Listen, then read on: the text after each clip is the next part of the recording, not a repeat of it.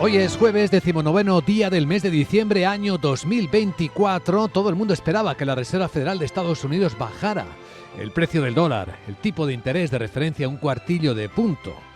Pero lo que nadie esperaba es que dijera tan abiertamente que ahora ya iba a frenar el ritmo de bajadas. Quizás solo dos quedan el año que viene. ¿De qué va a depender? ¿De una inflación que sigue algo pegajosa?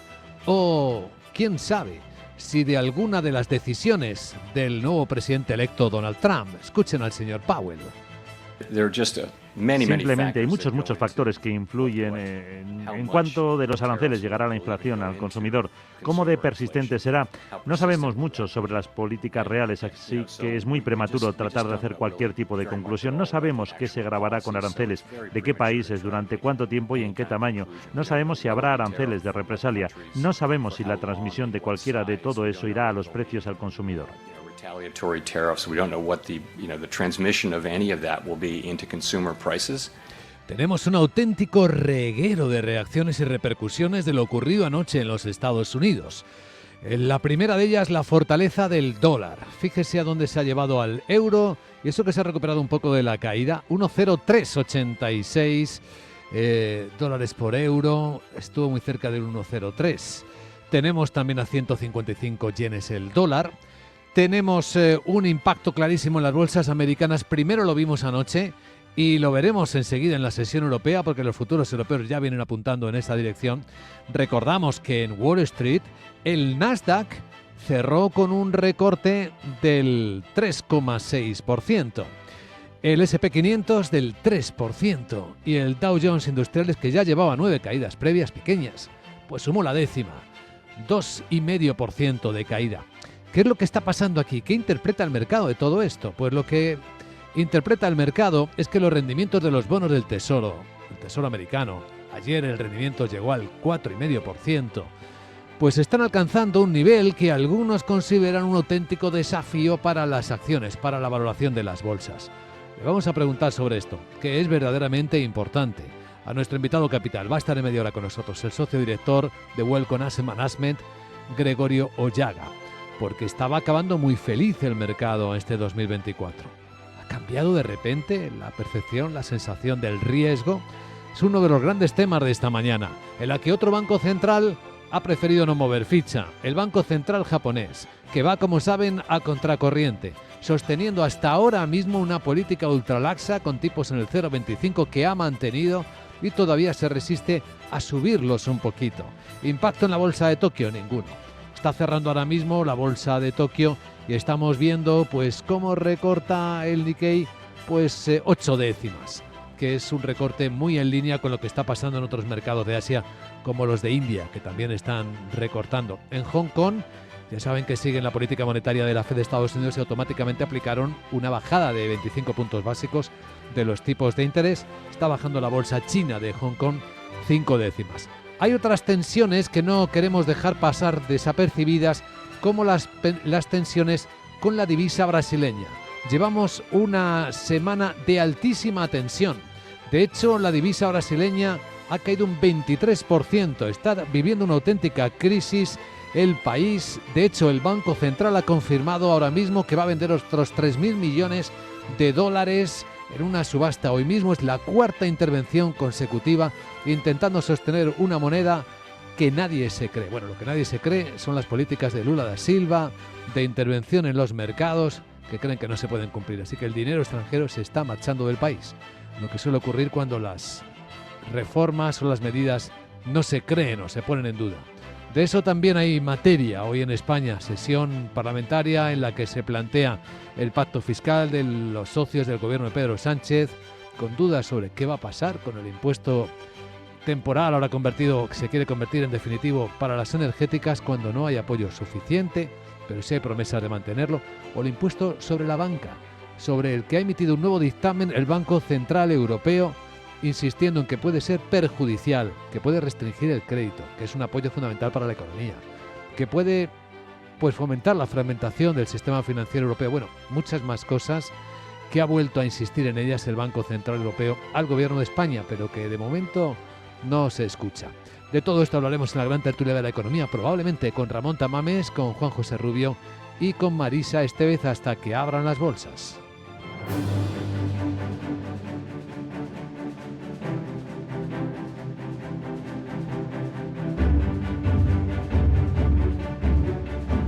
Además, hoy, Miguel San Martín, buenos días, tenemos cumbre europea en Bruselas. Volveremos a hablar de Ucrania y de Oriente Medio, entre otras cosas. Efectivamente, se debatirá el papel de la Unión en el mundo. Es la primera que organiza, de hecho, el portugués António Costa como nuevo presidente del Consejo. Van a debatir cómo acompañar a Siria en la transición a un gobierno inclusivo. Según un borrador de conclusiones, los 27 van a comprometer el apoyo a Ucrania para que tenga fuerza para negociar eventualmente una paz con Rusia. Del lado militar destacarán la importancia de continuar con el suministro de munición y la cooperación con su industria de defensa. Además, buscan enviar una señal clara al presidente electo de Estados Unidos, a Donald Trump, respecto a ese apoyo a Ucrania, y discutirán los desafíos económicos que plantea su regreso a la Casa Blanca. Costa ha invitado, como decía, un debate estratégico sobre el papel de la Unión en el mundo sin conclusiones por escrito para favorecer así un diálogo abierto. Bueno, casi todos los socios de la Unión son miembros de la OTAN. El compromiso en la víspera de la OTAN es entregar 40.000 millones de euros de ayuda este año a Ucrania. Así se lo ha dicho en un encuentro previo a la cumbre del presidente Volodymyr Zelensky. En concreto se refiere a los 19 sistemas de defensa aérea que Kiev ha solicitado para proteger las infraestructuras energéticas del país, que son constantemente atacadas por Rusia. Mark Rutte insiste a los aliados en que les hace falta un aumento del gasto en defensa. Si nos atenemos a la promesa del 2%, estamos seguros ahora absolutamente, y esto no hay duda, que dentro de 4 o 5 años podríamos tener grandes dificultades, y por eso vamos a tener que hacer dos cosas ahora. Tenemos que decidirnos rápidamente a gastar más. Tenemos que discutir cuál será exactamente el nivel. Y lo vamos a hacer en los próximos meses. Tenemos que aumentar absolutamente la producción de defensa. Zelensky desvela también una reunión con el presidente francés, con Emmanuel Macron, en la que han tratado las prioridades clave para fortalecer la posición de Ucrania. Macron asegura que mantiene también conversaciones con otros socios para garantizar que se tomen todas las medidas necesarias para que Ucrania llegue fortalecida a unas eventuales negociaciones de paz. Pues en Rusia, seguramente que se hablará también hoy de su invasión de Ucrania, también de la economía, de la política interna, en la tradicional conferencia de prensa del presidente Vladimir Putin. En la que responde a las preguntas de la prensa y de los ciudadanos durante varias horas, y a la que han sido invitados, según el Kremlin, varios periodistas occidentales. Veteranos de la guerra de Ucrania van a participar en la selección de las preguntas, cuyos principales temas los va a resumir para el presidente la inteligencia artificial. Destaca el Kremlin. La portavoz del Ministerio de Exteriores ruso, María Zaharova, amenaza con tomar medidas por las últimas sanciones de la Unión Europea. Bruselas perjudica a nuestro país con decisiones que de hecho suponen una amenaza adicional para la seguridad energética global, no solo nuestra o europea, sino global, y para la estabilidad de las relaciones económicas mundiales. Estas medidas van a ser analizadas en relación con el daño a los intereses económicos de Rusia y las represalias a las ilegítimas acciones antirrusas de la Unión Europea, que no se van a hacer esperar. China instaba esta misma mañana a la Unión a detener de inmediato las sanciones a las empresas de su país tras la inclusión en esa última lista de medidas del bloque por su supuesto apoyo a la guerra de Rusia. Asegura que son carentes de base legal bajo el derecho internacional porque no cuentan con la autorización del Consejo de Seguridad de Naciones Unidas. Y en Estados Unidos el presidente electo, aún sin llegar a sentarse en la Casa Blanca, está agitando a su partido. De hecho, se ha opuesto al acuerdo alcanzado por los líderes republicanos en el Congreso para mantener abierta la administración. Y exige a los miembros de su partido que simplifiquen el contenido e incluyan el incremento del techo de deuda. Trump se suma así al rechazo de Elon Musk o de otros líderes del Partido Conservador. Asegura en su propia red social que es un error que el país alcance el techo de deuda en 2025 y reclama un presupuesto sin despilfarros demócratas combinado con ese incremento de la deuda. El proyecto de ley debe aprobarse antes del sábado para evitar que la falta de fondos provoque el cierre de la administración en la medianoche del viernes. La Casa Blanca acusa a Trump de ordenar cerrar el gobierno. Y en Europa, nuevo dictamen del Banco Central Europeo contra el impuesto a la banca que el Gobierno de España va a convertir en definitivo. Y recomienda realizar un análisis exhaustivo de su impacto sobre la rentabilidad o el acceso a la financiación. Entre otros, el organismo ha publicado un dictamen sobre ese impuesto que sustituye al gravamen extraordinario. Este nuevo gravará los márgenes y comisiones de las grandes entidades con tipos de entre el 1 y el 7%, con dos deducciones. Una, de parte de la cuota del impuesto de sociedades y la otra extraordinaria en caso de un descenso de la rentabilidad.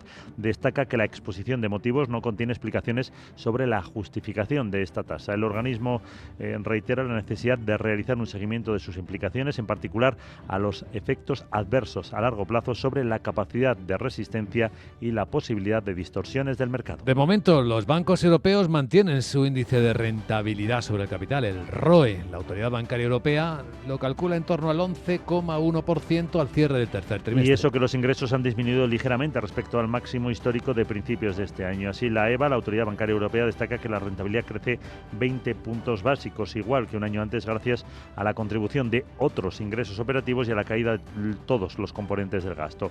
También dice que el margen de intereses neto baja 3 puntos básicos hasta el 1,66% por la bajada de los tipos de interés. La morosidad sube en 2 puntos básicos al 1,88%. Y atención, hoy, foco parlamentario, el Pleno del Congreso, última sesión del año, va a votar las enmiendas introducidas en el Senado por el Partido Popular a la reforma fiscal del Gobierno.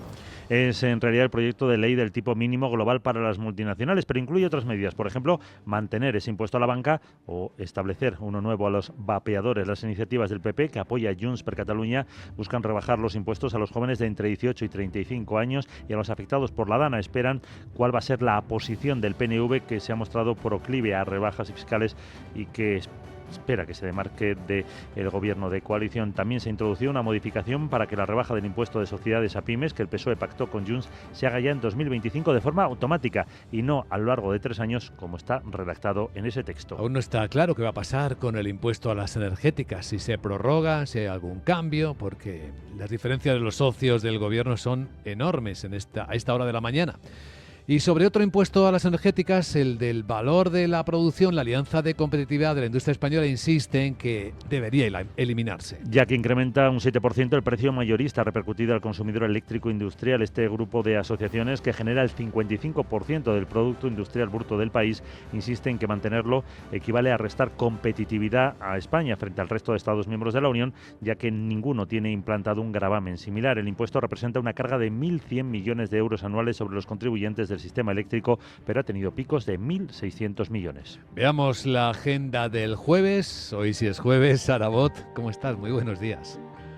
Muy buenos días, Luis Vicente. Por si tu body no te lo había dicho, te recuerdo que es jueves. Ya. Comenzamos en Alemania, donde hoy se publica el índice GfK sobre el clima de consumo de noviembre. Francia ofrece la encuesta de negocios de diciembre y en España se publica el índice de confianza del consumidor y la balanza comercial hasta octubre. El Banco Central Europeo publica la balanza mensual de pagos de la eurozona de octubre y tendremos reunión de los bancos centrales de Reino Unido y de Suecia, y en Estados Unidos se publican los datos definitivos del PIB del tercer trimestre, además de las peticiones semanales de subsidio por desempleo, el índice manufacturero de la FED de Filadelfia y ventas de viviendas de segunda mano. Bueno, no sé si me interesará, contaba la Tordesillas antes que el advenedizo ese del Chat-GPT se va a aprobar en muchos dispositivos como los de la manzanita o en otros. Ya. Lo podríamos tener de prueba, por ejemplo, en la Sarita. Pero no digas nada, que con lo que lo he criticado ya verás cómo se meten conmigo. Silence please. Jeje. Luego me cuentas. Sí. Chao. Lo haremos en modo confidencial, querida Sara. Gracias. Enseguida vamos a situar las claves que mueven los mercados europeos con sus protagonistas después de esto.